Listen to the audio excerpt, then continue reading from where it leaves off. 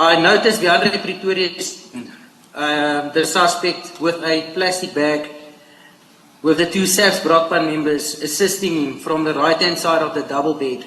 And that person gets suffocated to the point that he talks or cannot breathe, no longer breathe. I asked whether a suspect talked, and Deandre responded that he will never ever talk again. Chief Soup, Julius Mkwanazi, JD Mkwanazi arrived at the scene, and we were informed that this is the chief.